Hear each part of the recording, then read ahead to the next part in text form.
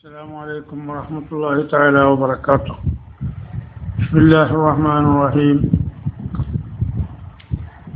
الحمد لله رب العالمين، والصلاة والسلام على أشرف رسل المرسلين وعلى آله وصحبه أجمعين. أما بعد. പ്രിയമുള്ള സഹോദരന്മാരെ, നമ്മുടെ സമസ്ത ഒരു ചരിത്ര പഠനം എന്ന വിഷയത്തെ ആസ്പദമാക്കി നമ്മളെ ക്ലാസ് ആരംഭിക്കുന്നു. ഇത് 4-ാമത്തെ ദിവസമാണ്, പാർട്ട് 4. അള്ളാഹു തൗഫീഖ് ചെയ്ത് യാഥാർത്ഥ്യം മനസ്സിലാക്കി എന്തിനാണ് ഈ സംഘടന എന്ന് വേണ്ടതുപോലെ പഠിച്ച് അതിലുള്ള മഹാന്മാരായ നേതാക്കളുടെ ഉപദേശ നിർദ്ദേശങ്ങൾ അനുസരിച്ച് ജീവിച്ച് ഈമാൻ സലാമത്തായി മരിക്കുന്ന മുത്തഖീങ്ങളിൽ മുഅ്മിനീങ്ങളിൽ അള്ളാഹു നമ്മളെ ഉൾപ്പെടുത്തി അനുഗ്രഹിക്കുമാറാകട്ടെ. ആമീൻ. കഴിഞ്ഞ ക്ലാസ്സുകളൊക്കെ എല്ലാവരും ശ്രദ്ധിച്ചിട്ടുണ്ടായിരിക്കും എന്ന് മനസ്സിലാക്കുന്നു. പ്രസക്തമായ ചോദ്യങ്ങളൊന്നും ആരും ചോദിച്ചു കാണുന്നില്ല. അത് ക്ലാസ് കേൾക്കാത്തത് കൊണ്ടോ അല്ല സംശയമില്ലാത്തത് കൊണ്ടോ എന്നും അറിയുന്നില്ല. ഏതെങ്കിലും വ്യക്തികളെ ആസ്പദമാക്കിയുള്ള ചോദ്യങ്ങളൊന്നും ആരും ചോദിക്കാതിരിക്കലാണ് നല്ലത് എന്നും അവരെ അറിയിക്കുന്നു. സംഘടനാപരമായിരിക്കുന്ന സംശയങ്ങൾ എന്തുണ്ടെങ്കിലും അത് ചോദിക്കുകയും വേണമെന്നും കൂട്ടത്തിൽ അറിയിക്കുന്നു. സമസ്തയുടെ 60-ാം വാർഷിക സമ്മേളനവും മറ്റ് പരിപാടികളുമൊക്കെ അള്ളാഹുവിൻ്റെ തൗഫീഖ് കൊണ്ട് സുന്നത്ത് ജമാഅത്തിൻ്റെ ഇസ്സത്തിനനുസരിച്ച് വിജയിച്ചപ്പോൾ സമുദായദ്രോഹികൾ അഥവാ മുബ്തദഈങ്ങൾ എന്ന് പറഞ്ഞാൽ പ്രധാനമായും വഹാബികളും മൗദൂദികളും കൂട്ടത്തിൽ തബ്ലീഗുകാരും പിന്നെ അവരോടുകൂടെ ആരൊക്കെയുണ്ടോ അവരെല്ലാവരും ചേർന്ന് ഒരു മുക്കൂട്ട് മുന്നണി ഉണ്ടാക്കുകയാണ്. എല്ലാവരുടെയും ഒരേ ലക്ഷ്യം മഹാനായ ശംസുൽ ഉലമയുടെയും കാന്തപുരം ഉസ്താദിൻ്റെയും പടയോട്ടം ഒന്ന് തടയിടണം. ഈ പടയോട്ടം ഇങ്ങനെ തുടർന്നാൽ വിജയി കക്ഷികൾക്ക് ഇവിടെ നിലനിൽപ്പില്ലാതെയാവും. ആ ചിന്താഗതിയിൽ അവര് തലപുകഞ്ഞാലോചിക്കുകയും മഹാനായ മർഹൂം ശംസുൽ ഉലമ ശൈഖുന അവറുകളെ വശത്താക്കാനുള്ള ചില നീക്കങ്ങൾ അവർ നടത്തുകയും ചെയ്തു. പക്ഷേ ആദർശത്തിൽ അധിഷ്ഠിതമായി മല പോലെ ഉറച്ചു നിൽക്കുന്ന മഹാനായ ശംസുൽ ഉലമയെ അങ്ങനെ വശത്താക്കാൻ അവർക്ക് സാധിക്കുന്നില്ല എന്ന് അവർ മനസ്സിലാക്കിയപ്പോൾ ആ മഹാന്റെ നാവിന് ഈ സമുദായദ്രോഹികൾ സിഹർ ചെയ്തു. നാവിന് സെഹർ ചെയ്തു എന്ന് പറയുന്നത് ശരീരത്തിന് സെഹർ ചെയ്യുകയാണെങ്കിൽ ചിലപ്പോൾ ക്ഷീണം കൊണ്ടോ അല്ലെങ്കിൽ മറ്റ് അരുതായ്മകൾ കൊണ്ട് ഒരു ഭാഗത്ത് അങ്ങനെ കടന്നു പോകും. ഇത് ഇന്നും ഇന്നലെയുമല്ല സമുദായത്തിന് ശത്രുക്കൾ തുടങ്ങിയിട്ടുള്ളത്.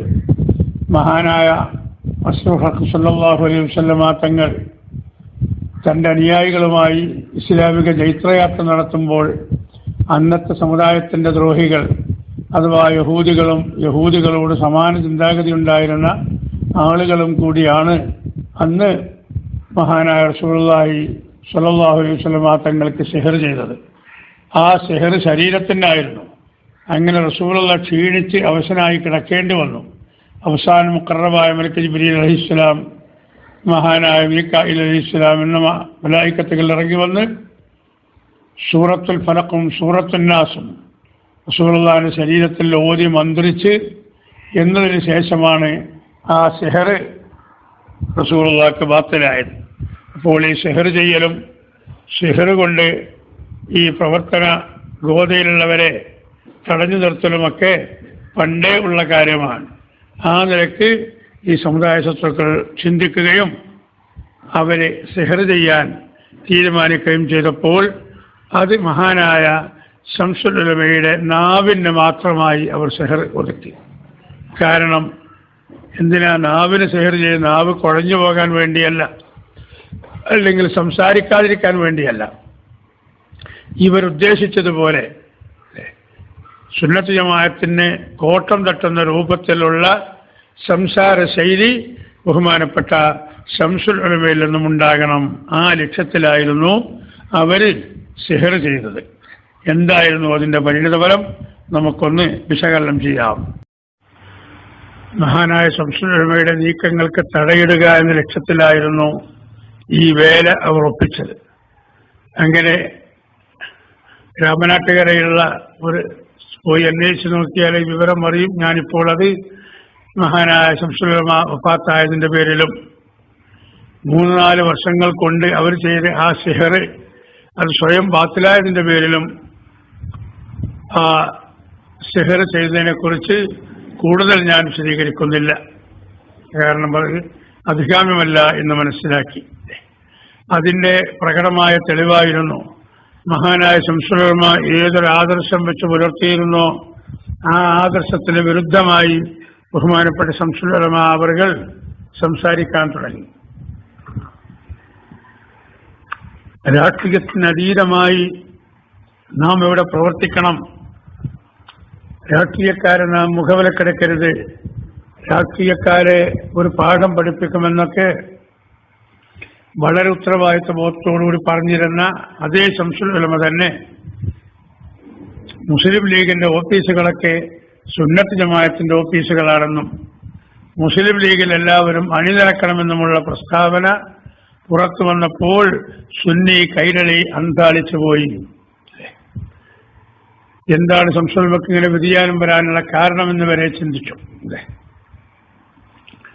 പക്ഷേ ഈ സിഹർ ചെയ്ത വിവരമൊന്നും സാധാരണക്കാരായ ആളുകളൊന്നും അറിയില്ലായിരുന്നു.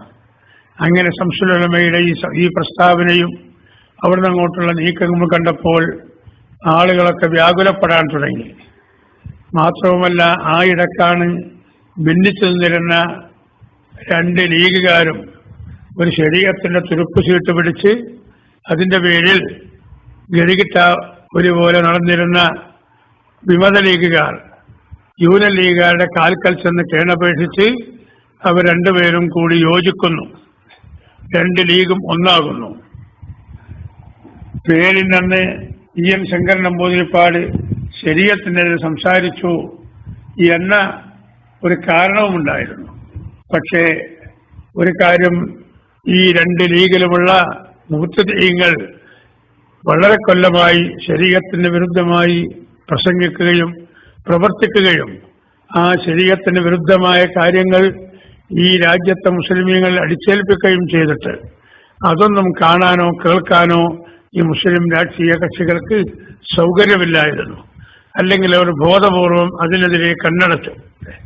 ഉദാഹരണം പറയട്ടെ, സ്ത്രീകളെ പള്ളിയിലേക്ക് കൊണ്ടുപോകണം, ജുമാക്കും ജമാഅത്തിനും അവരെ പള്ളിയിലെത്തിക്കണം എന്ന ഈ ശരീഅത്ത് വിരുദ്ധമായ നീക്കം അവർ ഈ കേരളത്തിൽ പറയാൻ തുടങ്ങിയപ്പോൾ സുന്നത്ത് ജമാഅത്തിന്റെ ആലിമീങ്ങൾ മാത്രമാണ് ഇത് എതിർത്തത്.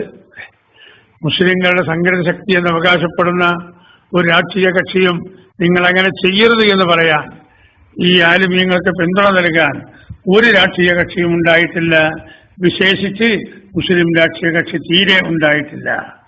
എന്നിട്ട് ശരീഅത്തിന്റെ പേരും പറഞ്ഞ് ഇവര് 2 കൂട്ടരും കൂടി യോജിച്ചു. ആ യോജിച്ച സമയത്ത് ഒരു പ്രധാന പ്രശ്നം ഉണ്ടായത്. യോജിക്കാനുള്ള കാരണം, ഒരു വൃദ്ധയായ അഥവാ 80-ലധികം ഏകദേശം 90ഓളം വയസ്സ് പ്രായമുള്ള ഒരു സഹോദരിയെ, ഉത്തരേന്ത്യയിലുള്ള ഒരു സഹോദരിയെ അദ്ദേഹത്തിന്റെ 90-ലധികം വയസ്സ് പ്രായമുള്ള ഭർത്താവ് തലാഖ് ചൊല്ലി. അതായിരുന്നു പ്രശ്നം. ആ തലാഖ് ചൊല്ലിയത് 3 തലാഖും ഒന്നായി ചൊല്ലിയിരുന്നു. അപ്പോൾ പിന്നെ അവർക്ക് ഭാര്യ ഭർത്താക്കന്മാരായി ജീവിക്കുവാൻ ഇസ്ലാമിൽ അവകാശമില്ല. അങ്ങനെ ജീവിക്കണമെങ്കിൽ മറ്റു ചില നടപടിക്രമങ്ങൾ പൂർത്തിയാക്കണം. അതിനൊന്നും സൗകര്യവുമില്ല. അതിന്റെ പേരിൽ ഈ 90 വയസ്സോളം പ്രായമുള്ള ഈ വൃദ്ധ സഹോദരി കോടതിയിൽ ഒരു കേസ് കൊടുത്തു. ജീവനാംശം വരെ എനിക്ക് ജീവനാംശം, ഞാൻ ജീവിക്കുന്ന കാലത്തോളം എനിക്ക് ഭർത്താവിൽ നിന്നും ജീവനാംശം കിട്ടണം, അല്ലെ? അത് സത്യത്തിൽ ശരീഅത്തിന് വിരുദ്ധമായിരുന്നു. ആ നിലപാട് ശരീഅത്തിൽ അങ്ങനെ ഒരു തീരുമാനം ഇല്ല. സലാത്ത് ചെല്ലുന്ന സമയത്ത് ഈ പെണ്ണിന്റെ മനസ്സ് സന്തോഷിപ്പിക്കുവാൻ അവൾക്ക് അത്യാവശ്യം ജീവിതമാർഗത്തിലുള്ള ചില സൗകര്യങ്ങൾ ചെയ്തു കൊടുക്കണം, അഥവാ മത്താഴ് കൊടുക്കണം എന്ന തീരുമാനമല്ലാതെ എത്ര കൊല്ലം അവർ ജീവിക്കുന്നോ ആ ജീവിക്കുന്നത് വരെ അവൾക്ക് ചെലവിന് കൊടുക്കണമെന്നുള്ള നിയമം ഇസ്ലാമിലില്ല. അത് ശരീഅത്ത് വിരുദ്ധമാണ്. പക്ഷേ ഭൗതിക കോടതി തീരുമാനമെടുക്കുകയാണ്, ഈ പെണ്ണ് പുനർവിവാഹം ചെയ്യുന്നത് വരെയോ അല്ലെങ്കിൽ അവൾ മരിക്കുന്നതുവരെയോ അവൾക്കുള്ള ജീവനാംശം അഥവാ ചെലവ് ഈ ഭർത്താവ് കൊടുക്കണം എന്നുള്ളത്. അത് ശരീഅത്ത് വിരുദ്ധമായ നീക്കമായതുകൊണ്ട് അതിനെതിരെ എല്ലാവരും ശബ്ദിക്കുവാൻ തുടങ്ങി. ആ ശബ്ദിക്കാൻ തുടങ്ങുന്ന സമയത്തിൽ സമസ്ത കേരള ജംഇയ്യത്തുൽ ഉലമയും ഒരു തീരുമാനമെടുത്തു. എന്തായിരുന്നു തീരുമാനം? മഹത്തായ മഹിതമായ സമസ്ത കേരള ജംഇയ്യത്തുൽ ഉലമ ആ സന്ദർഭത്തിൽ മുശാവറ യോഗം ചേരുകയും ശരീഅത്ത് വിരുദ്ധമായ നീക്കങ്ങൾ നമ്മുടെ രാജ്യത്ത് നടമാടിക്കൊണ്ടിരിക്കുന്നു, അതിവിടെ നിയമമായി നടപ്പിലാക്കാൻ ഇന്ത്യൻ പാർലമെന്റ് ആലോചിക്കുന്നുണ്ട്. അതുകൊണ്ട് ഇന്ത്യ രാജ്യം ഭരിച്ചുകൊണ്ടിരിക്കുന്ന പാർലമെന്റ് നേതൃത്വം കൊടുക്കുന്ന അന്നത്തെ പ്രധാനമന്ത്രി രാജീവ് ഗാന്ധിയെ നേരിൽ കണ്ട് മുസ്ലിമീങ്ങളുടെ ഈ വികാരം അഥവാ ശരീഅത്തിനെതിരായ നീക്കങ്ങൾക്കെതിരെയുള്ള ഈ പ്രതിഷേധം അത് പ്രധാനമന്ത്രിയെ നേരിൽ കണ്ട് അവതരിപ്പിക്കുവാനും ശരീഅത്ത് വിരുദ്ധമായിരിക്കുന്ന നീക്കങ്ങളൊന്നും പാർലമെന്റിൽ കൊണ്ടുവന്ന് ചർച്ച ചെയ്ത് അത് മുസ്ലിമീങ്ങളുടെ പേരിൽ അടിച്ചേൽപ്പിക്കരുത് എന്ന് പ്രധാനമന്ത്രിയോടും പണ്ട് ഉത്തരവാദപ്പെട്ടവരോടും നേരിട്ട് പറയാനും സമസ്ത കേരള ജംഇയ്യത്തുൽ ഉലമ തീരുമാനമെടുത്തു. ഏകകണ്ഠമായിരുന്നു ആ തീരുമാനം. ആ തീരുമാനം വന്ന അന്ന് തന്നെ അത് വലിയ വാർത്തയായി പിറ്റേ ദിവസത്തെ പേപ്പറുകളിൽ അത് വായിക്കാനിടയായി. ഈ പേപ്പറുകളിൽ വാർത്താമാധ്യമങ്ങളിൽ ഈ റിപ്പോർട്ട് പുറത്തു വന്നപ്പോൾ സമുദായത്തിന്റെ ദ്രോഹികൾ ഒന്നടങ്കം ഞെട്ടിവിറച്ചു. കേരളത്തിലുള്ള സമസ്ത കേരള ജംഇയ്യത്തുൽ ഉലമ 60ാം വാർഷികത്തിൽ ഒരു വിരൽത്തുമ്പിൽ ജനങ്ങൾ നിയന്ത്രിച്ച അതിന് ജനറൽ സെക്രട്ടറി ആ നിയന്ത്രിക്കുന്നിടത്തേക്ക് ഈ സംഘത്തെ വളർത്തിക്കൊണ്ടുവന്ന അതിന്റെ ബഹുമാനപ്പെട്ട ആ സമസ്തയുടെ കാര്യദർശിയിൽമാരിൽ ഒരാളായ കാന്തപുരം എ പി അബൂബക്കർ മുസ്ലിയാർ, അവർക്ക് ആത്മീയമായ നേതൃത്വം കൊടുക്കുന്ന മഹാനായ താജുൽ ഉലമാ മർഹൂം ഉള്ളാർത്തങ്ങൾ അവർ, ഇങ്ങനെയുള്ള നേതാക്കളൊക്കെയുള്ള ഈ സമസ്ത ഒരു തീരുമാനമെടുത്താൽ അത് മഹാനായ കണ്ണിയത്ത് ഉസ്താദിന്റെ നേതൃത്വത്തിൽ അത് നടപ്പാക്കുവാൻ വേണ്ടി ഊർജ്ജസ്വലരായ ലക്ഷക്കണക്കിന് അനുയായികൾ ഇവിടെ രംഗത്തുണ്ടെന്ന് മനസ്സിലാക്കിയ ഈ സമുദായ ദ്രോഹികൾ ഇതിന് തുരങ്കം വെക്കാൻ തീരുമാനിച്ചു. ആ സന്ദർഭത്തിലായിരുന്നു ബഹുമാനപ്പെട്ട ശംസുൽ ഉലമക്ക് ഇവർ സിഹർ ചെയ്യാൻ തുടങ്ങിയത്. ആ സിഹറിന്റെ ബാധ ബഹുമാനപ്പെട്ടവർക്ക് ഏറ്റതിന്റെ പേരിൽ അദ്ദേഹത്തെ രാഷ്ട്രീയക്കാർ സമീപിച്ചു. നിങ്ങളിങ്ങനെ ഒരു നിവേദനവുമായി നിങ്ങൾ പ്രധാനമന്ത്രിയുടെ അടുക്കലോ ഉത്തരവാദപ്പെട്ട അടുക്കലോ നിങ്ങൾ പോകരുത്, ആ കാര്യം ഞങ്ങൾ നിർവഹിച്ചു കൊള്ളാം എന്ന് ശംസുൽ ഉലമയെ അവർ ധരിപ്പിച്ചു. സിഹർ ബാധ ഏറ്റത് കാരണം ശംസുൽ ഉലമ അവരുടെ ആ സംസാരം അംഗീകരിക്കുകയും അതടിസ്ഥാനത്തിൽ മിണ്ടാതിരിക്കുകയും ചെയ്തു. സമസ്ത കേരള ജംഇയ്യത്തുൽ ഉലമ ഈ തീരുമാനമെടുത്തതിന്റെ പേരിൽ അതിനുള്ള എല്ലാ ഒരുക്കങ്ങളും പൂർത്തിയാക്കിയിരുന്നു. ഡൽഹിയിലേക്ക് പോകാൻ തീരുമാനിച്ചു. ആരൊക്കെ? ബഹുമാനപ്പെട്ട ശംസുൽ ഉലമ ഇ കെ അബൂബക്കർ മുസ്ലിയാർ, ബഹുമാനപ്പെട്ട താജുൽ ഉലമ ഉള്ളാൾത്തങ്ങൾ, ബഹുമാനപ്പെട്ട കാന്തപുരം എ പി അബൂബക്കർ മുസ്ലിയാർ.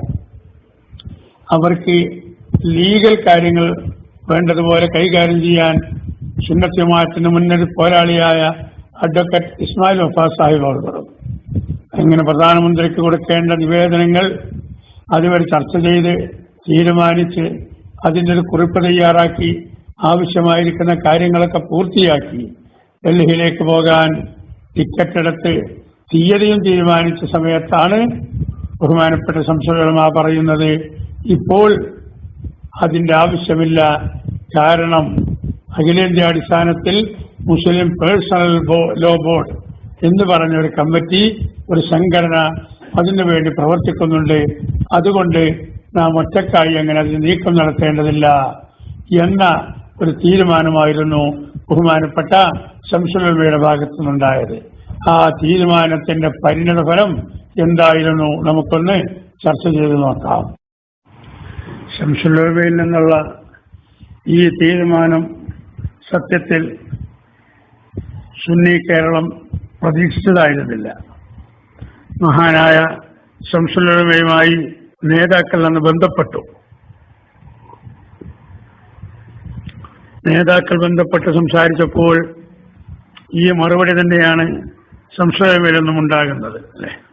ഉദാഹരണം, അന്ന് ചില ആളുകൾ ശംസുൽ ഉലമക്ക് അനുകൂലമായി പിന്നീട് നിന്നവർ വിശദീകരിച്ചത് ഇങ്ങനെയാണ്: ഒരു തെങ്ങിൻ തോട്ടം, ആ തെങ്ങിൻ തോട്ടം നനയ്ക്കാൻ വേണ്ടി 1-2 തൊഴിലാളികളെ അതിന്റെ മുതലാളി നിശ്ചയിച്ചു. അങ്ങനെ നാളെ രാവിലെ അടുത്ത കുളത്തിൽ നിന്നോ കിണറ്റിൽ നിന്നോ വെള്ളം കോരി തെങ്ങിൻ തോട്ടം മുഴുവനും നനയ്ക്കണം എന്ന് പറഞ്ഞപ്പോൾ അന്ന് രാത്രി അതിശക്തമായിരിക്കുന്ന നല്ല മഴ കിട്ടി. മഴ പെയ്തു, തെങ്ങിൻ തോപ്പ് മുഴുവനും സമൃദ്ധമായി നനഞ്ഞു. പിന്നീട് കിണറ്റിൽ നിന്നൊരു വെള്ളം കോരി ഒഴിക്കേണ്ട ആവശ്യമില്ലല്ലോ എന്ന് അന്നത്തെ മുതലാളി തീരുമാനിച്ചത് ഉദാഹരണമായെടുത്ത് സമസ്ത കേരള ജംഇയ്യത്തുൽ ഉലമ ശരീഅത്തിന് വിരുദ്ധമായ നീക്കങ്ങൾക്കെതിരെ പ്രധാനമന്ത്രിയെ കാണാൻ തീരുമാനിച്ചെങ്കിൽ ഈ എല്ലാ അലവരാദികളും ഒടുങ്ങുന്ന ശരീഅത്ത് വിരുദ്ധ പ്രവർത്തനത്തിന് വേണ്ടി മാത്രം നിലകൊള്ളുന്ന മുജാഹിദ് ജമാഅത്ത്, തബ്ലീഗ്, ചേകനൂർ, ഖാദിയാനി പോലെയുള്ള ഏതൊക്കെ കക്ഷികളുണ്ടോ അവരൊക്കെ ഉൾക്കൊള്ളുന്നതാണ് മുസ്ലിം പേഴ്സണൽ ലോ ബോർഡ് എന്ന്. ആ മുസ്ലിം പേഴ്സണൽ ബോർഡ് എന്ന ആ സംഘടന മൊത്തത്തിൽ ഇതൊക്കെ പാർലമെന്റിൽ അധികാരികളെ കണ്ടു പറയാൻ തീരുമാനിച്ചിട്ടുണ്ട്. അതുകൊണ്ട് നമുക്ക് പോണ്ട എന്ന നിലപാടിലാണ് ബഹുമാനപ്പെട്ട ശംസുൽ ഉലമ എത്തിച്ചേർന്നത്. അതിന്റെ മുന്നോടിയായിക്കൊണ്ട് ഈ പേഴ്സണൽ ലോ ബോർഡിന്റെ നേതാക്കൾ ഒരു അഖിലേന്ത്യാ പര്യടനം നടത്തുന്നു. ഉത്തരേന്ത്യയിൽ നിന്ന് തുടങ്ങി അവരിങ്ങനെ വന്ന് കേരളത്തിലും അതിന്റെ പര്യടന പരിപാടിയുണ്ട്. അതിൽ മുസ്ലിം ശിരാകേന്ദ്രമാകുന്ന സുന്നത്ത് ജമാഅത്തിന്റെ ആസ്ഥാനമെന്ന് അവകാശപ്പെടുന്ന കോഴിക്കോട്ടും അവർ പരിപാടി വെച്ചു. കോഴിക്കോട് പരിപാടി വെച്ചത് മുതലക്കുളം മൈതാനിയിലായിരുന്നു. ആ മുതലക്കുളം മൈതാനിയിലെ പരിപാടിയിൽ മുജാഹിദുണ്ട്, ജമാഅത്തുകാരുണ്ട്, തബ്ലീഗുകാരുണ്ട്, ചേകനൂർ വാദികളുണ്ട്, MESകാരുണ്ട്, MSSകാരുണ്ട്, രാഷ്ട്രീയക്കാരുണ്ട്, മുസ്ലിം രാഷ്ട്രീയക്കാർക്ക് അതിലുണ്ട്. എല്ലാവരും കൂടി ഒരു പരിപാടിയിലേക്ക് ബഹുമാനപ്പെട്ട ശംസുൽ ഉലമയെ അവർ ക്ഷണിക്കുകയാണ്. പിന്നെ ശംസുൽ ഉലമയെ അവർ ക്ഷണിക്കുകയാണ്. സമസ്തയുടെ പ്രതിനിധിയായി ബഹുമാനപ്പെട്ട ശംസുൽ ഉലമ ആ സ്റ്റേജിലേക്ക് പോവുകയും ചെയ്യുന്നു. ശംസുൽ ഉലമ മഹാനവറുകൾ സമസ്തയുടെ പ്രതിനിധിയായി ആ മുത്തദഈകളുടെ കക്ഷികളുടെ പരിപാടിയിൽ പോയത് ശരിയായില്ല എന്ന അഭിപ്രായക്കാരുണ്ട്. പക്ഷേ ഇനി പോയത് ശരിയാണെന്ന് തന്നെ വെക്കുക. എന്നാലും ശരീഅത്തിന് വിരുദ്ധമായ നീക്കങ്ങളുണ്ടാകുമ്പോൾ, സംസാരങ്ങളുണ്ടാകുമ്പോൾ അതിനെതിരെ ശബ്ദിക്കേണ്ട ബാധ്യത സമസ്തയുടെ ജനറൽ സെക്രട്ടറി എന്ന നിലയ്ക്ക് ബഹുമാനപ്പെട്ട ശംസുൽ ഉലമക്കുണ്ട്. ആ ദൗത്യം ബഹുമാനപ്പെട്ടവർ പൂർത്തിയാക്കിയില്ല. അവിടെ വെച്ച് പലർക്കും തോന്നിയതുപോലെ പ്രസംഗിച്ചു. ശംസുൽ ഉലമയെയും അവർ പ്രസംഗിക്കാൻ ക്ഷണിച്ചു. ഒരൽപ്പം ശംസുൽ ഉലമയും പ്രസംഗിച്ചതിനു ശേഷം ബഹുമാനപ്പെട്ട ശംസുൽ ഉലമ സ്റ്റേജിലിരിക്കെ തന്നെ മുജാഹിദിന്റെ നേതാവാകുന്ന മുജാഹിദുൽ ഇസ്ലാം എന്ന പേരുള്ള ഒരു ഉത്തരേന്ത്യക്കാരൻ ശരീഅത്തിന്റെ കടന്നാക്രമണം നടത്തി 3 തലാഖും ചൊല്ലിയാൽ 1 തലാഖേ ആവുകയുള്ളൂ എന്ന് അദ്ദേഹം ആക്രോശിച്ചു. നൂറുകണക്കിന് സുന്നത്ത് ജമാഅത്തിന്റെ പ്രവർത്തകന്മാർ മുതലക്കുളം മൈതാനിയിൽ ഈ നാടകം കണ്ട് ഇപ്പുറത്ത് നിൽക്കുന്നുണ്ട്. ഇദ്ദേഹം ഇത് പ്രസംഗിച്ച് അവസാനിച്ച് വേറൊരാൾ പ്രസംഗിക്കാൻ തുടങ്ങിയിട്ടും ബഹുമാനപ്പെട്ട ശംസുൽ ഉലമ അതിനെതിരെ ഒരു വാക്കുപോലും പ്രതികരിച്ചില്ല. മൗനിയായിരിക്കുകയാണ് ചെയ്തത്. കാരണം ബഹുമാനപ്പെട്ടവരുടെ നാവിന് മുഖ്തദഈങ്ങളടങ്ങുന്ന ഈ രാഷ്ട്രീയക്കാരൊക്കെ കൂടി അവർ സിഹർ ചെയ്തിട്ടുണ്ട്.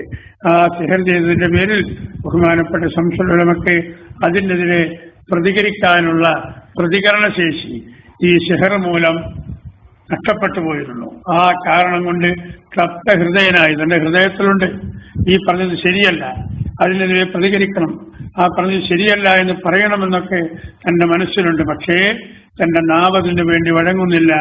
നാവിന്റെ ഈ സമുദായ ശത്രുക്കൾ സിഹർ ചെയ്തിരിക്കുന്നു. അങ്ങനെയുള്ളൊരു വിഷമാവസ്ഥ നൂറുകണക്കിന് സുന്നി പ്രവർത്തകർ ഈ മുതലക്കുളം മൈതാനിയുടെ പുറത്തു നിന്ന് ഇത് കാണുമ്പോൾ സാധുവായിരിക്കുന്ന ഞാനടക്കം സംസ്കൃതമായി പങ്കെടുത്ത ആ യോഗത്തിന്റെ പരിണത ഫലം എന്തെന്നറിയുവാൻ വേണ്ടി ആ യോഗത്തിന് പോയി ഇത് നേരിട്ട് കേട്ടവനും അനുഭവിച്ചവനും മനസ്സിലാക്കിയവനുമാണ്. പക്ഷേ ബഹുമാനപ്പെട്ട സംസ്കൃതമയെ നിർത്തി അവർക്ക് ഈ കാര്യം പറയണമെന്നുണ്ടായിരുന്നു. അവിടെ ആ കാര്യം വിജയിക്കുകയും ചെയ്തു. അതിന്റെ പേരിൽ എന്തൊക്കെയാണ് പിന്നെ സംഭവിച്ചത് നമുക്കൊന്ന് വിശകലനം ചെയ്യാം. എന്നാൽ സുന്നത്ത് ജമാഅത്തിന്റെ നേതാക്കളോ അണികളോ ഇതൊന്നും ഒരു ചായപ്പീടികയിലോ ബസ് സ്റ്റോപ്പുകളിലോ പൊതുസ്ഥലത്തോ ചർച്ചയ്ക്ക് വെച്ചില്ല. നേതാക്കൾ ഉചിതമായൊരു തീരുമാനം അതിനെക്കുറിച്ചെടുക്കുമെന്നുള്ള പ്രത്യാശ സുന്നി കേരളത്തിലുണ്ടായിരുന്നു. അങ്ങനെ അടുത്ത മുഷാവറ യോഗം ചേരുന്നു. ആ മുഷാവറയിൽ ഇത് സംബന്ധമായ അഥവാ ജനറൽ സെക്രട്ടറിയുടെ ഈ പ്രവർത്തനങ്ങളെക്കുറിച്ച് മറ്റുള്ളവർ അന്വേഷണം നടത്തുന്നു. ശംസുലമയെ ചോദ്യം ചെയ്തു എന്ന് ഇതിന്റെ അർത്ഥമില്ല. ഒരു വർക്കിംഗ് കമ്മിറ്റിയാകുമ്പോൾ ആ വർക്കിംഗ് കമ്മിറ്റിയുടെ ഉത്തരവാദിത്വം നിർവഹിക്കുന്നവർ നിർവഹിക്കാൻ വേണ്ടി ആലോചിക്കാൻ വേണ്ടി യോഗം ചേർന്നാൽ ആ യോഗസ്ഥലത്ത് വെച്ച് കാര്യങ്ങളൊക്കെ അങ്ങോട്ടും ഇങ്ങോട്ടും മുഷാവറ ചെയ്യുകയും അഭിപ്രായം പറയുകയും അല്ലെങ്കിൽ തിരുത്തേണ്ടത് തിരുത്തുകയും പിന്നെ പുതിയ അഭിപ്രായങ്ങൾ അത് ചർച്ച ചെയ്ത് രൂപീകരിക്കുക, ഇതൊക്കെയാണല്ലോ ഒരു വർക്കിംഗ് കമ്മിറ്റിയുടെ ഉത്തരവാദിത്വം. ആ ഉത്തരവാദിത്വം നിറവേറ്റുന്ന ആ മെമ്പർമാർ ശംസുലമയിൽ നിന്നും ഇങ്ങനെ ഒരു നീക്കമുണ്ടായല്ലോ, ഇത് നമ്മുടെ ആദർശ ലക്ഷ്യങ്ങൾക്ക് വിരുദ്ധമാണ്. ഈ വിരുദ്ധമായ നീക്കം അത് സുന്നത്ത് ജമാഅത്തിനെ തളർത്താനേ ഉപകരിക്കുകയുള്ളൂ എന്നുള്ള നിലപാട് വന്നപ്പോൾ ഏകോപിച്ചുള്ള ഒരു നടപടി കേരളത്തിലുള്ള മൊത്തം ആളുകൾ സ്വീകരിക്കുമ്പോൾ അതിൽ നിന്ന് മാറി നിൽക്കാൻ സാധ്യമല്ല. അതുകൊണ്ടാണ് സംസ്കൃതമ അതിൽ പങ്കെടുത്തതെന്ന് ഏതാനും മെമ്പർമാരുടെ അഭിപ്രായവും അതിൽ പിന്താങ്ങിക്കൊണ്ടുള്ള ഒരു നിലപാട് ബഹുമാനപ്പെട്ട ശംസുൽ ഉലമ മഹാനവറുകളിൽ നിന്നും ഉണ്ടാവുകയാണ്. ഇത് വളരെ ഖേദത്തോടുകൂടിയാണ് സുന്നത്ത് ജമാഅത്തിന്റെ മുന്നണി പോരാളികളായിരുന്ന ബഹുമാനപ്പെട്ട താജുൽ ഉലമ മഹാനവറുകളും അവരെ പോലെയുള്ള മറ്റു പണ്ഡിതന്മാരും ശ്രമിച്ചത്. ഈ നീക്കം ശരിയായില്ലെന്നുള്ള അഭിപ്രായം അവരിൽ നിന്നുണ്ടാവുകയും അതവരവിടെ മുഷാവറിൽ മാത്രം ചർച്ച ചെയ്ത് തൽക്കാലം അവസാനിപ്പിക്കുകയും ചെയ്തു. പക്ഷേ അവിടുന്ന് അങ്ങോട്ടുള്ള നീക്കങ്ങളും സുന്നത്ത് ജമാഅത്തിന്റെ വിരുദ്ധർക്ക് കോണി വെച്ചു കൊടുക്കുന്ന രൂപത്തിൽ അവർക്ക് വളരാൻ സഹായകരമായ രൂപത്തിലായിരുന്നു എന്നതാണ് പിന്നീടുള്ള നീക്കങ്ങൾ ഇവിടെ മനസ്സിലാക്കുന്നത്. ആ ഇടെയാണ് സമസ്ത കേരള ജംഇയ്യത്തുൽ ഉലമയുടെ ഔദ്യോഗിക കീഴ്ഘടകമായ സുന്നി യുവജന സംഘത്തിന്റെ ഒരു വാർഷിക സമ്മേളനം അത് നടത്താൻ തീരുമാനിക്കുന്നു. മുഷാവറയിലേക്ക് അത് സംബന്ധമായി ഔദ്യോഗികമായി കത്ത് കൊടുക്കുന്നു. മുഷാവറ യോഗം ചേർന്ന് സമ്മേളനം നടത്താനുള്ള എല്ലാ പിന്തുണയും സുന്നി യുവജന സംഘത്തിൽ അർപ്പിക്കുന്നു. അത് ഈ നടത്തുന്ന സമ്മേളനം അത് തെക്കൻ കേരളത്തിലാവണമെന്ന് ബഹുമാനപ്പെട്ട കാന്തപുരം ഉസ്താദിനും അതുപോലെ സുന്നത്ത് ജമാഅത്തിന്റെ മുന്നണി പോരാളികളായ നേതാക്കൾക്കും അഭിപ്രായം വരികയും ആ അഭിപ്രായവും മുഷാവറയിലേക്ക് അറിയിക്കുകയും അതിനും മുഷാവറ അംഗീകാരം നൽകുകയും ചെയ്തു. കാരണം തെക്കൻ കേരളത്തിൽ 1988-89 കാലങ്ങളിലൊന്നും ഇന്നത്തതുപോലെ സുന്നി പ്രസ്ഥാനം ഇങ്ങനെ വളർന്ന് പന്തലിച്ച് ഇങ്ങനെ വലുതായിട്ടില്ലായിരുന്നു. അതുകൊണ്ട് സുന്നത്ത് ജമാഅത്തിന്റെ ആശയങ്ങളും ആദർശങ്ങളും ആ ഭാഗത്തുള്ള മുഴുവൻ ആളുകൾക്കും ഒന്ന് വ്യക്തമായി പഠിപ്പിച്ചു കൊടുക്കുക എന്ന ലക്ഷ്യത്തിലായിരുന്നു തെക്കൻ കേരളത്തിൽ പരിപാടി വെക്കാൻ തീരുമാനിച്ചത്. ആ പരിപാടി നിശ്ചയിക്കുകയും അതിനാവശ്യമായ പ്രചാരങ്ങളൊക്കെ വളരെ ഗംഭീരമായി നടത്തുകയും ചെയ്തുകൊണ്ടിരുന്നപ്പോൾ സമുദായത്തിന്റെ ശത്രുക്കൾ അവിടെയും തലപൊക്കി. തെക്കൻ കേരളത്തിലും ഇവർ പിടിമുറുക്കി സുന്നത്ത് ജമാഅത്തിന്റെ ആശയങ്ങളും ആദർശങ്ങളും മൊത്തം പറഞ്ഞു പഠിപ്പിച്ചു കൊടുത്താൽ ഈ മുഅ്തദിഈങ്ങൾക്കും രാഷ്ട്രീയക്കാർക്കും കേരളത്തിൽ അഡ്രസ് ഇല്ലാതെയായി പോകുമോ എന്നവർ സംശയിച്ചു. സംശയിക്കുക മാത്രമല്ല, അവർ അതീവമായി ഭയപ്പെടുകയും ചെയ്തു. അതിനെതിരെ ഏതാനും രാഷ്ട്രീയക്കാരായ പണ്ഡിതന്മാരെ ഇവർ രംഗത്തിറക്കി. ആ പണ്ഡിതന്മാരെ കൊണ്ട് കുറെ മുടന്തൻ ന്യായങ്ങൾ വെച്ച്, ആർക്കും സ്വീകാര്യോഗ്യമല്ലാത്ത കുറെ ന്യായങ്ങൾ അവർ മുഖേന വെച്ച് ഈ സമ്മേളനം പരാജയപ്പെടുത്തുവാൻ അവരൊരുങ്ങി. പക്ഷേ ദീർഘദൃഷ്ടിയുള്ള അചഞ്ചലരായ നെഞ്ചുറപ്പുള്ള പണ്ഡിതന്മാരും അവരംഗീകരിക്കുന്ന ലക്ഷക്കണക്കിന് അനുയായികളും ഈ തീരുമാനമെടുത്തതിൽ നിന്ന് പിന്നോട്ടു പോവുകയില്ല എന്ന് മനസ്സിലായപ്പോൾ ഈ രാഷ്ട്രീയക്കാരുടെ ഒത്താശയോടുകൂടി ആ തെക്കൻ കേരളത്തിൽ അഥവാ എറണാകുളത്ത് തന്നെ മറ്റൊരു സമ്മേളനത്തിനും കൂടി ഈ രാഷ്ട്രീയ മൗലാനമാർ നേതൃത്വം കൊടുത്തുകൊണ്ട് അവർ തീരുമാനിച്ചു. അങ്ങനെ ഒരു പ്രശ്നമുണ്ട് സുന്നിയിൽ നിന്ന് വരുത്തി തീർക്കലായിരുന്നു അവരുടെ ലക്ഷ്യം. എന്തായിരുന്നു അവരുടെ ആ തീരുമാനം കൊണ്ടുണ്ടായ പ്രതിഫലനമെന്ന് നമുക്കൊന്ന് ചർച്ച ചെയ്യാം. ആരായിരുന്നു ഈ നീക്കങ്ങൾക്ക് ചുക്കാൻ പിടിച്ചത് എന്ന് നാം ഒന്ന് മനസ്സിലാക്കണം. ഒരു പഞ്ചായത്ത് പ്രസിഡന്റായും സുന്നി നേതാവായും ഒരേ സമയത്ത് പ്രവർത്തിച്ചിരുന്ന ഒരു രാഷ്ട്രീയക്കാരനായ ഒരു മൗലവി ഉണ്ടായിരുന്നു. അദ്ദേഹം മരണപ്പെട്ടു പോയി. പക്ഷേ യാഥാർത്ഥ്യം ജനങ്ങൾക്ക് പറഞ്ഞു കൊടുക്കുമ്പോൾ അദ്ദേഹത്തിന്റെ പേര് പരാമർശിക്കാതിരിക്കാൻ നിവൃത്തിയില്ല. ആരായിരുന്നു ഈ മൗലവി എന്നറിയുമോ? ഹിക്മത്ത് എന്ന് പറയുന്ന ഒരു മാസിക നടത്തിയിരുന്ന ആളായിരുന്നു. കേരളത്തിൽ ഭിന്നപ്പുണ്ടാക്കാൻ വേണ്ടി, സുന്നികളിൽ ഭിന്നപ്പുണ്ടാക്കാൻ വേണ്ടി മറ്റേതോ കക്ഷികൾ വിഭാവനം ചെയ്ത ഒരു മുസ്ലിം രാഷ്ട്രീയ കക്ഷിക്ക് രൂപം നൽകി ഒരു ദിവസം അതിന്റെ പ്രസിഡന്റാവുകയും പിറ്റേ ദിവസം രാജിവെക്കുകയും അതിന്റെ പിറ്റേ ദിവസം പിരിച്ചുവിടുകയും ചെയ്ത പ്രസിഡന്റായിരുന്നു. അന്ന് ആ കാലഘട്ടങ്ങളിലൊക്കെ ഈ മൗലവി മഹാനായ ശംസുൽ ഉലമ മഹാനവറുകൾക്ക് കഠിനമായ എതിരുള്ള ആളായിരുന്നു. ആ എതിരിന്റെ ഒരു ഉദാഹരണം പറയട്ടെ. അദ്ദേഹം പ്രസിദ്ധീകരിക്കുന്ന ഹിക്മത്ത് എന്ന മാസികയിൽ ബഹുമാനപ്പെട്ട ശംസുൽ ഉലമയെ പ്രതിദാനം ചെയ്തുകൊണ്ട് അദ്ദേഹം ഒരു ലേഖനം എഴുതി.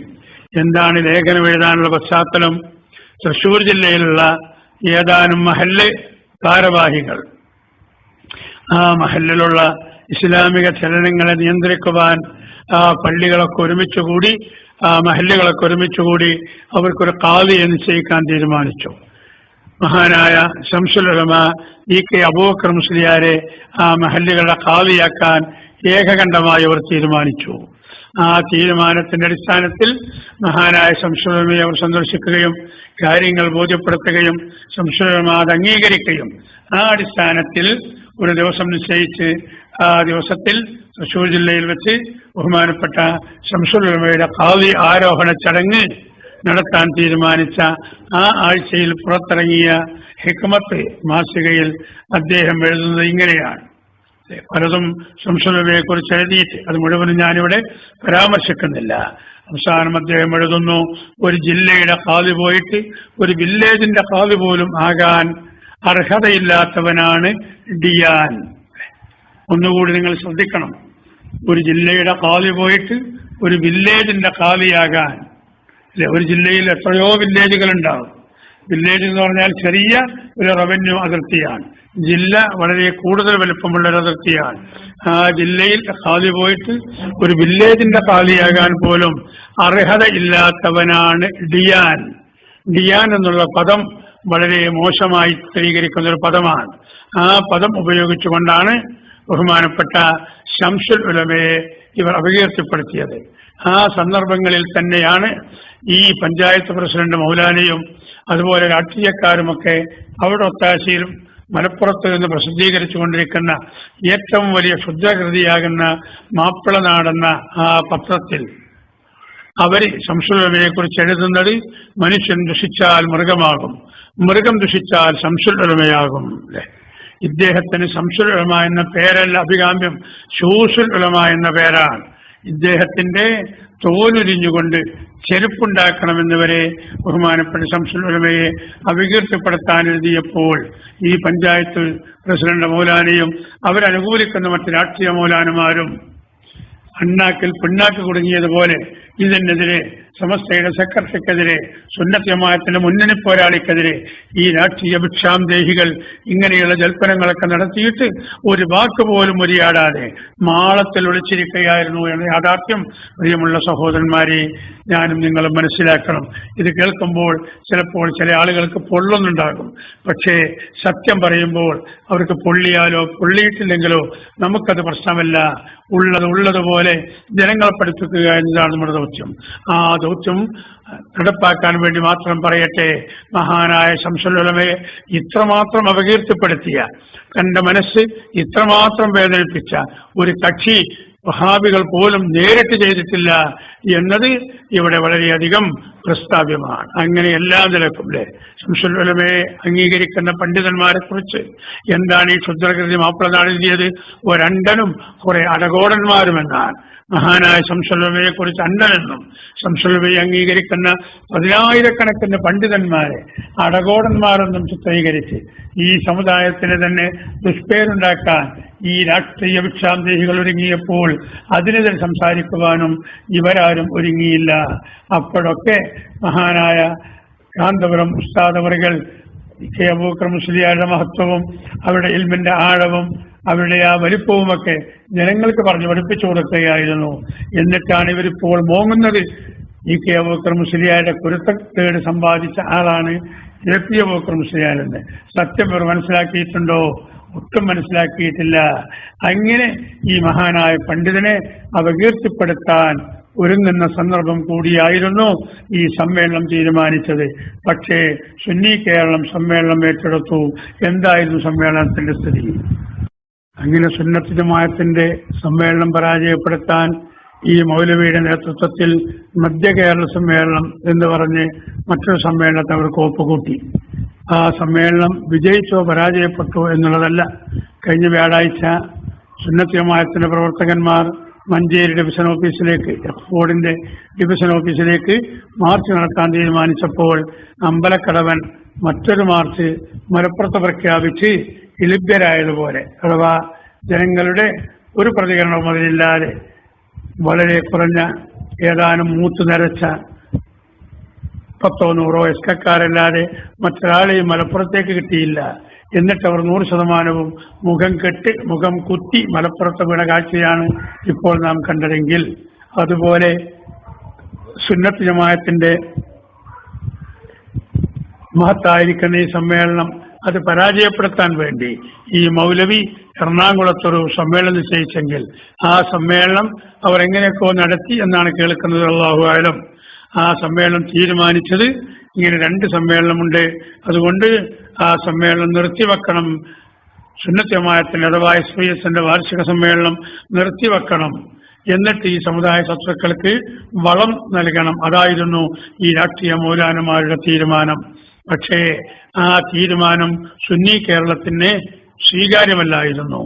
എന്നിട്ട് അവര് അത് പേരിന് ഒരു അനുരത്ന യോഗം എന്ന് പറഞ്ഞ് സമസ്തയുടെ ഓഫീസിൽ അവരെ കുറെ ആളുകളെ വിളിച്ചു ചേർത്ത് അവർ തീരുമാനമെടുക്കാൻ പോകുമ്പോൾ സുന്നത്ത് ജമാഅത്തിന്റെ പ്രവർത്തകന്മാരും ഇവിടെ എത്തിച്ചേരുകയും തീരുമാനിച്ച സുന്നി സമ്മേളനം ഒരു കാരണവശാലും നിർത്തിവെക്കുകയില്ല എന്ന നിശ്ചയദാർഢ്യതയോടുള്ള തീരുമാനം അവരറിയിക്കുകയും ചെയ്തപ്പോൾ മഹാനായ ശംസുൽ ഉലമ എന്ന് പറഞ്ഞത്, എന്നാൽ 2 കൂട്ടരും സമ്മേളനം നടത്തിക്കോ, നമ്മൾ പ്രശ്നങ്ങളൊന്നും ഉണ്ടാക്കണ്ട. ഒരു സമ്മേളനം നിർത്തിവെക്കണമെന്നും മറ്റേ നടത്തണമെന്നും അല്ലെങ്കിൽ 2 നിർത്തിവെക്കണമെന്നും അല്ല പറഞ്ഞത്. അങ്ങനെയാണെങ്കിൽ 2 കൂട്ടരും നടത്തട്ടെ, സുന്നി സമ്മേളനമല്ലേ, പക്ഷേ തമ്മിൽ പ്രശ്നമുണ്ടാക്കരുത് എന്ന് ബഹുമാനപ്പെട്ട ശംസുൽ ഉലമ മഹാനവകൾ തന്റെ ഹൃദയത്തിലൂന്നിയ സുന്നി ആദർശത്തിന്റെ പേരിൽ അന്ന് അവിടെ വെച്ച് തൽക്കാലം പറഞ്ഞെങ്കിലും സമുദായ ശത്രുക്കൾ അതൊന്നും, ഈ രാഷ്ട്രീയ മൂലാന്മാർ അതൊന്നും ചെവിക്കൊള്ളാൻ തീരുമാനിച്ചില്ല. അതുകൊണ്ട് പേരിന് അവരും ഒരു സമ്മേളനം നടത്തി.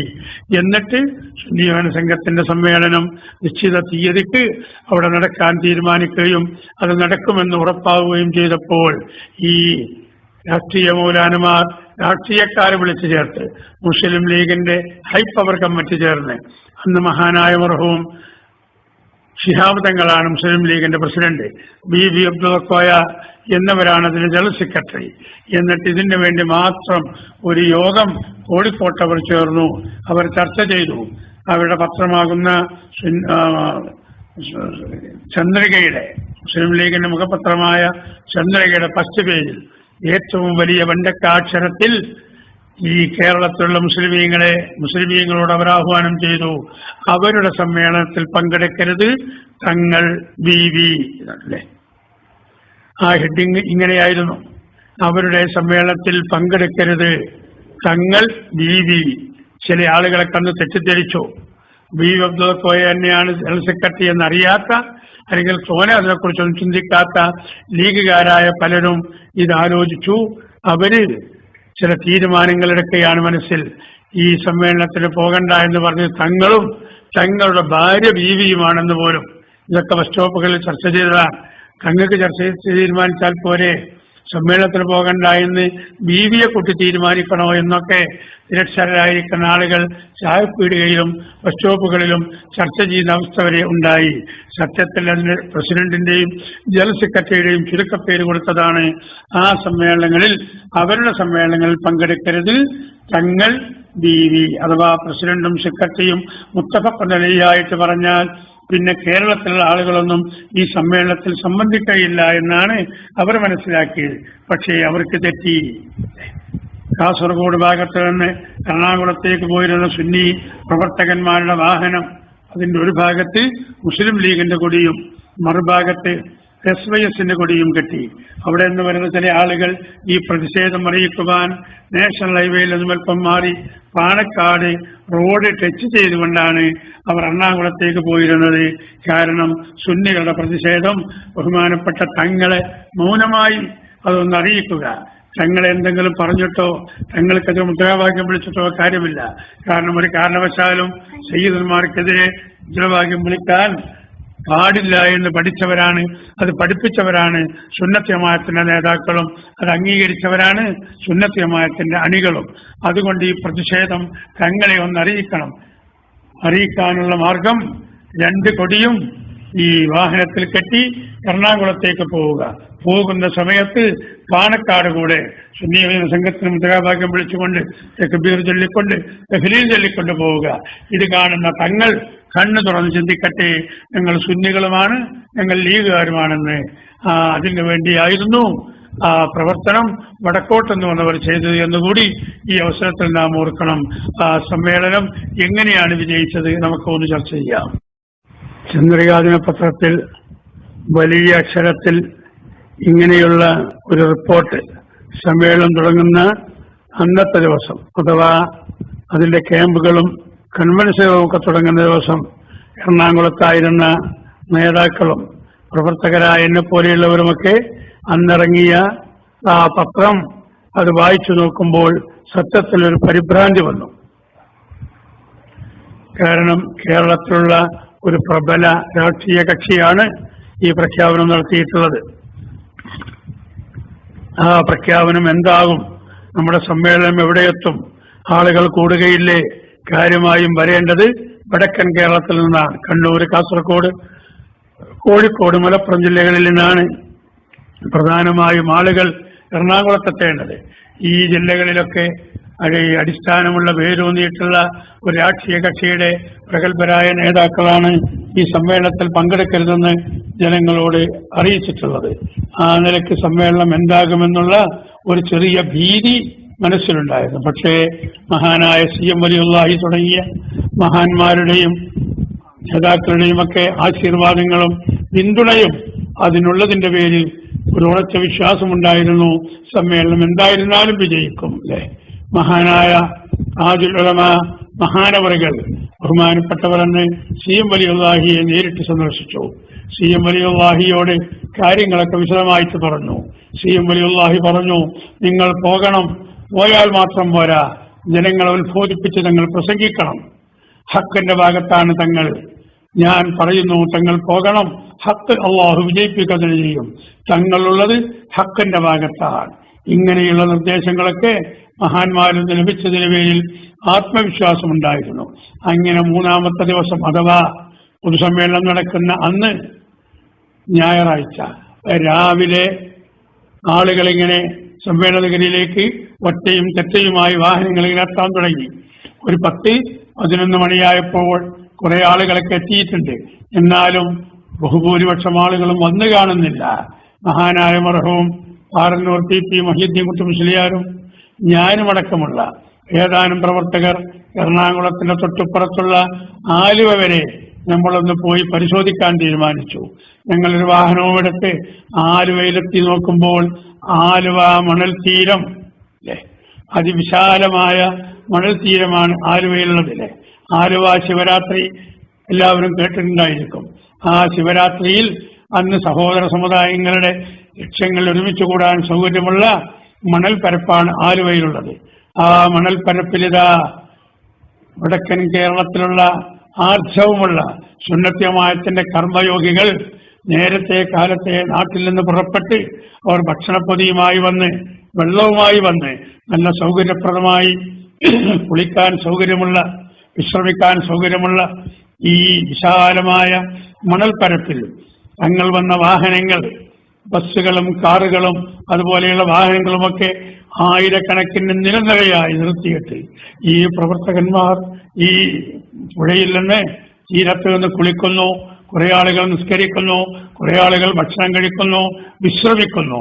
ഏകദേശം അവിടുന്ന് 1 മണിക്കൂറിൽ കുറഞ്ഞ സമയം യാത്ര ചെയ്താൽ എറണാകുളത്തെത്തും. അസർ ഒക്കെ ദൂരത്തുനിന്ന് വന്ന ആളുകളായതുകൊണ്ട് ദുഹറും അസറും ജംആക്ക് നിസ്കരിച്ച് നാഥനായ റബ്ബിനോട്, റഹ്മാനായ റബ്ബേ,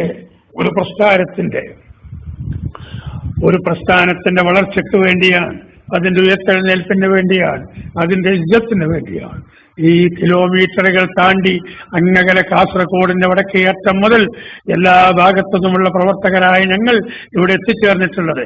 അതുകൊണ്ട് ഞങ്ങൾ ഈ ദൗത്യം നീ വിജയിപ്പിക്കണം തമ്പുരാനെ, ഞങ്ങൾക്കതിന് നീ മതിയായ പ്രതിഫലം നൽകണം തമ്പുരാനെ എന്ന് കരളൊരുകി പ്രാർത്ഥിച്ചുകൊണ്ട് അവരൊക്കെ വാഹനത്തിലേക്ക് കയറി പുറപ്പെടാനൊരുങ്ങുന്ന ഒരു പച്ചയായ യാഥാർത്ഥ്യമാണ് അവിടെ ചെന്ന പ്രവർത്തകരായ ഞങ്ങൾക്ക്, നേതാക്കളായ പാറന്നൂരിനെ പോലെയുള്ള ആളുകൾക്ക് ലഭ്യമായത്.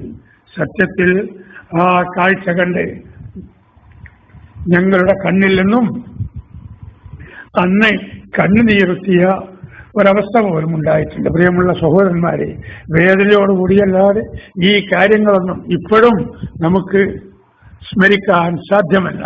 കാരണം സമുദായത്തിന്റെ ശത്രുക്കൾ അത്രമാത്രം വന്ന് സുന്നത്ത് ജമാഅത്തിന്റെ നേതാക്കളെയും പ്രവർത്തകന്മാരെയും കഠിനമായി പീഡിപ്പിക്കുകയായിരുന്നു. ഈ സത്യം മനസ്സിലാക്കിക്കൊണ്ട് വേണം ഇവിടെ അങ്ങോട്ട് നമ്മുടെ പ്രയാണം തുടങ്ങാനെന്നും സാന്ദർഭികമായി നിങ്ങളുടെ ശ്രദ്ധയിൽ ഞാൻ പെടുത്തുകയാണ്. അങ്ങനെ ഉടനെ ഞങ്ങൾ തിരിച്ചു വന്നപ്പോൾ ഒരുപാട് ആളുകൾ സമ്മേളനഗരിയിലുമെത്തി. സമ്മേളനഗരി ഏകദേശം നിറഞ്ഞ് കവിയാൻ പോവുകയാണ്. അസ്ർ ബാങ്ക് കൊടുക്കാൻ പിന്നെയും 1.5 മണിക്കൂർ 2 മണിക്കൂറോളം സമയമുണ്ട്. ഇനി ഈ വരാനുള്ള ആളുകളെ എന്ത് ചെയ്യുമെന്നുള്ള തീരുമാനമാണ് നേതാക്കൾക്കുള്ളത്. അതിനോടത്തെ തീരുമാനം എന്തായിരുന്നു നിങ്ങൾക്കറിയുമോ? നമുക്ക് ഒന്ന് വിശദീകരിക്കാം.